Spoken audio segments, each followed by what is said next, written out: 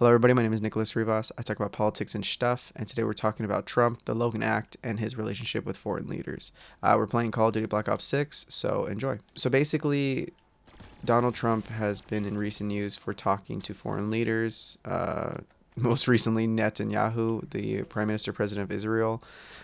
He basically got under fire for talking with him, basically telling him not to make any deals on a ceasefire, which goes against the Logan Act, which prohibits people of power who aren't former presidents, um, talking to foreign leaders, kind of disrupting any sort of talks that can be had with our current leader. Since Trump is not the president, him talking to Netanyahu is already weird and doesn't necessarily violate a law if he just talked to him, but it's weird, right? Like, you shouldn't be talking to a very strong ally of the United States. And if you find yourself talking to these leaders, you should be held accountable, but I just don't think that's going to be the case here. Especially, too, this is not his first time. Donald Trump was also talking with President Vladimir Putin. And you look at that and think, okay, this guy has a track record of talking to leaders. He's obviously violating the Logan Act. I don't think there's going to be any follow up to this, especially if he wins. I just think it's just going to be another thing that happened, and we just won't see any sort of like retribution, which is annoying.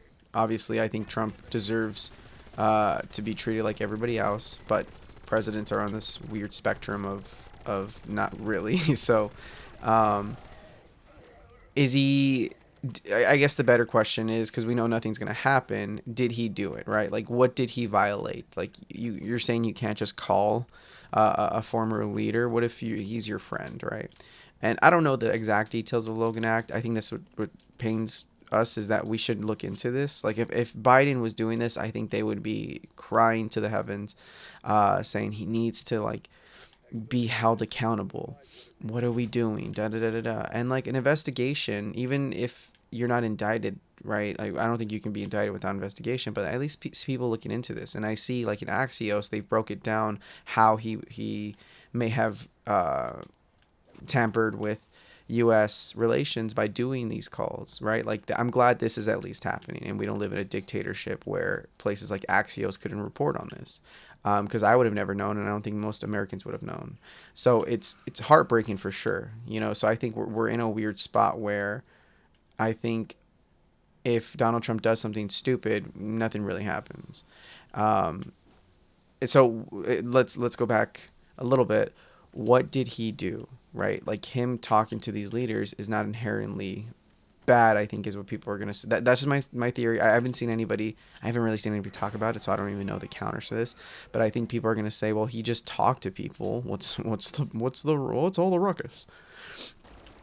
And in that case, I think it already violates the Logan Act. But say it doesn't. What's the harm, right?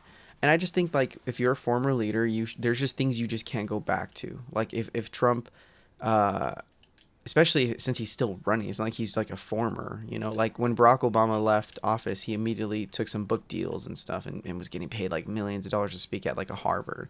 And like, look, man, you get that money. I don't know if I want to restrict that, but it is weird that, like, as a political figure, you can have these dealings and do. Like, I just feel like that should be taken away from you, even though you don't have power anymore.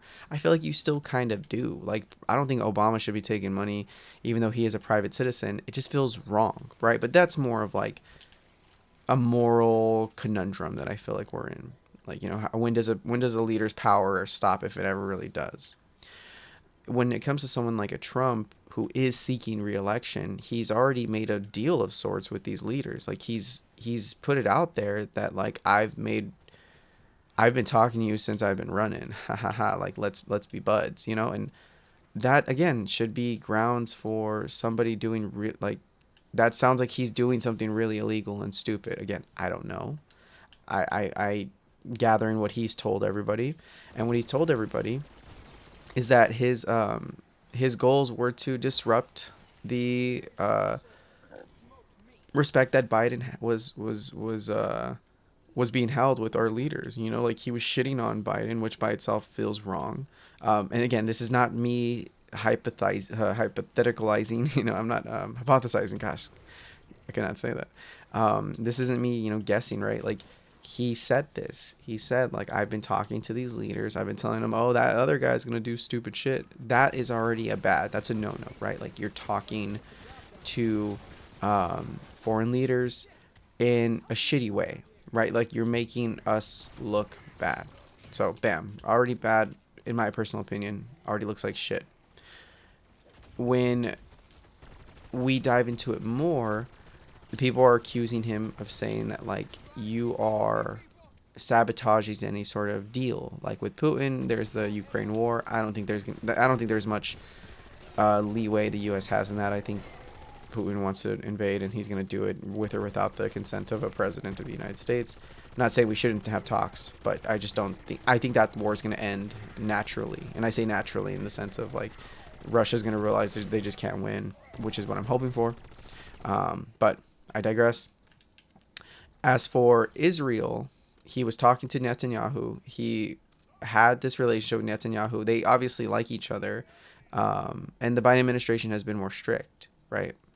So obviously Netanyahu feels some sort of interest and says, I want Donald Trump to win. That already is kind of shitty, but I mean, it's not unheard of. Presidents from different countries will always want and desire different things if it benefits their country. In the case of Israel, Trump has been this sort of like, you know, unstoppable supporter of Israel. And if that's your thing, kudos. It's not mine. I don't think we should be throwing money at these people for potentially the end of the Palestinian people, right? And I know it's a complex topic. Like, who's the bad guy here is not the conversation. It's more so like, should we be having this interest and supporting a guy who obviously seems to want to rage on this war between Palestine and Israel, even though we are funding, and I'm not saying we're completely out of it. I think he should stay out of it. I think Trump having this sort of relationship, speaking with Netanyahu, is only going to further divide. Now, if he was president, I guess, you know, by all means, talk to these leaders. You have to. Like, we want to maintain good relations. We want to work together. We want to ensure that the outcome is handled in a fair space, right? Like when Trump was talking with Netanyahu, I looked at it like, great. But in his case, he was also just kind of bending to the will of Israel. Not to say like he was scared of Israel, but he obviously has an interest either for his party. His party loves Israel. And also Netanyahu is a good support. It's a quid pro quo. Quid pro quo. Netanyahu enjoys Trump as a president because he will do what he says, not because he's scared, but because he knows it bears well with his base. Whereas the left and liberals don't really have this favorable view of Israel. More younger generation, and I would say many of the leftists are not voting for Kamala because of Israel, right? Like, that's not a controversial statement. So obviously there's some pushback when it comes to your party. As a president, Biden definitely feels more inclined to push back. I think also morally too. I think when you look at his vetted policy when it comes to Israel, it's something. Obviously we can do more.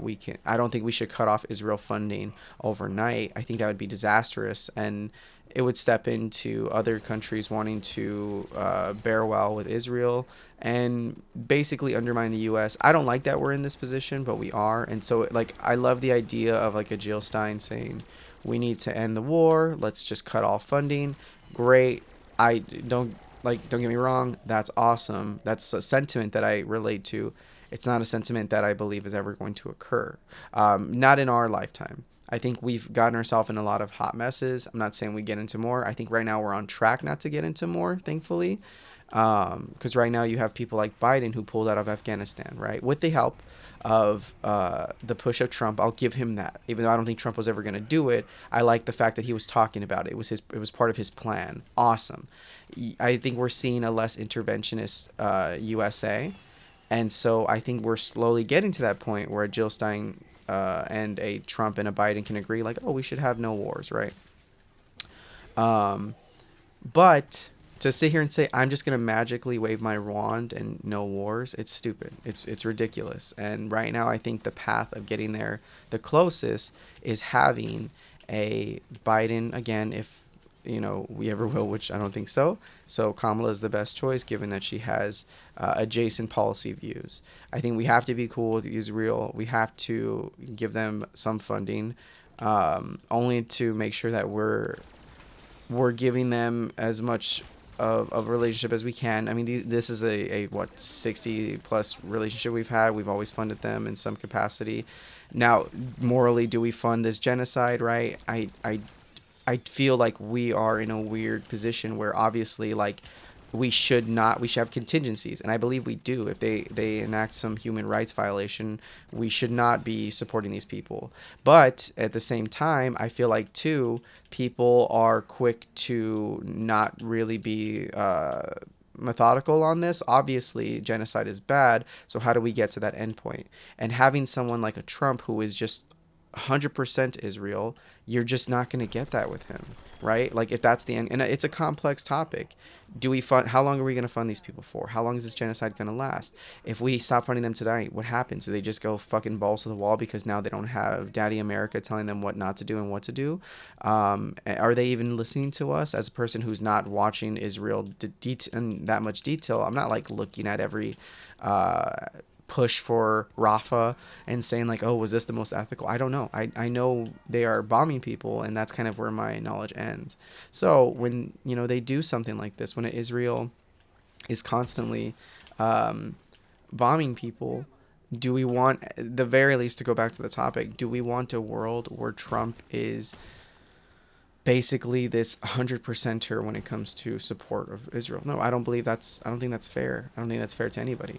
And I don't believe that Trump is that guy who's going to stop this war. And so for him to then kiss the ass of Israel and say, I'm going to talk to them, between myself as a private citizen, I think that's a piece of shit. I think he's a terrible person. I think he's doing this because he knows it'll disrupt the Biden presidency and also the Kamala presidency. And so it's a disruptor. He's a disruptor, and that's where the Logan Act has a place in the American process. Is we don't want former leaders just ruining it for us right now. And like if they make a good policy, great, but it's never been that case for Trump where he says they made a cool policy, I supported. No, he's always been the supporter of disruption. I mean, hence January 6th, hence his when he pushed down the border bill. Granted, he wasn't in office, but he was telling every Republican who gives a damn not to vote for it. That is special interest at its core. You can't sit here and tell me it is not. Like, he is putting his interest in front of the American people. And if you like that, if you are authoritarian, you just want to see Trump win, that's just who you are. But don't pretend like he's not trying to be a disruptor. I respect people who just straight up say, like, I just want Trump to win because I like him. I think he is the better person. I don't agree with it. I think it's stupid. But at least I know where they stand. Whereas here, I don't know where people stand. I don't know why they support him to this, like, to this crazy extent. It's weird. And if he's done wrong, then he's done wrong. I don't know why we have to bend over backwards. I think there is a Trump derangement syndrome. I don't think this is the case here. I think he is legitimately vicious when it comes to disrupting the U.S. Again, like I said, there's things like January 6th. There's things like his anger and pushback against the border bill, which led to constant shitting of the American people. Like, the American people had to suffer from that. They felt that the border was a crisis, even though I don't think it is. The American people felt slighted, as they should. So I think it's fair to say that he and this Logan Act is a disruption of America, and it's sad that nothing's going to happen. And his talking to politicians is the dumbest thing that we just keep allowing. We should not allow this, but we're just going to continue it because he's Trump. He is untouchable when it comes to a lot of this stuff. I don't think that man's ever going to spend time in jail. I don't think he's ever going to sit and reflect of what he's done. So, you know, you kind of just look at it and go, yeah, this guy's kind of a jackass, but what are we going to do is what I find myself feel like I'm saying all the time. Um, I know I'm sounding like pretty pessimistic, but I genuinely don't know how this guy's ever going to be pushed back on this topic. I mean, you know, correct me if I'm wrong, please. I just think that in this world, Trump is going to be, um, if he loses, he's going to be a piece of shit who's going to push back on American policies because he's bitter and he lost. Even up until 2028, I don't think he's going to stop. He might get slower because he's older. I don't think it's going to stop him from being who he is. He's a disruptor. He is a guy who doesn't want to see the U.S. win if it goes against his interests, which I know sounds crazy to many people, but if you are actively going against the interests of the U.S. and gaining yourself nothing but benefit, you got to think like what are you doing for your country? And then that's when you realize, oh, they're not in it for their country. They're not in it for their people. They're here to gain, and that is a traitor of the American people. If you want to be a traitor, like when you look at someone who is part of like a Zapatistas or an MS-13, they are against the people, and like that's their goal. They're not ashamed because they're against the people. That's their goal. When Trump does it, people try to hide it under the thought of like he's an American patriot. He's just doing it for the people. Like that's the disgust that I'm finding, is we can't even have a rational argument because these people believe he's truly doing great for America. If Obama did any sort of Logan Act violation, that motherfucker would have been in prison by today. So don't sit here and say that he is for the people when he's obviously not. He's not doing anything that makes me ever believe that he's doing it for the people. He's not doing any of this for the people. And again, if you agree with this and you're still for him, you're terrible. You're a terrible human. But hey, at least I know where your interests lie. We know there's an end goal here. So I think I've kind of exhausted this topic. I don't know what else to say other than I hope this man doesn't win. I think it's going to be disastrous for us, but also it's kind of disastrous either way. Like I think given where we are, I can't see a world where we go back to normal, right? Like I think we've kind of put ourselves in this bad position. I don't think there's anything that's going to change. Like Trump isn't going to get a heart in the next months. He's going to be the same, and it's going to get worse. He's going to feel more emboldened. The MAGA movement's going to get stronger, not because he himself is going to live forever, but I think he's going to have this kind of heir, either his family or, I don't know, someone within his party. So yeah, I don't know. I think a good place to end it is that like we should not let this guy win, but we should also be cautious and know that optimistically, it's nice to know we defeated a big battle of him losing in the election, but he's going to continuously attack Dems in an effort either through like the Logan acts or his combative policy that any Democrat makes. You know, they're gonna be screwed either way. Like we have to be smart and cautious about this. That this guy is a true villain. And yeah, correct me if I'm wrong. I don't think anything I said was unfactual. So yeah, I'm gonna leave it here. Thank you guys so much, and I hope you all have a great day and bless. Peace.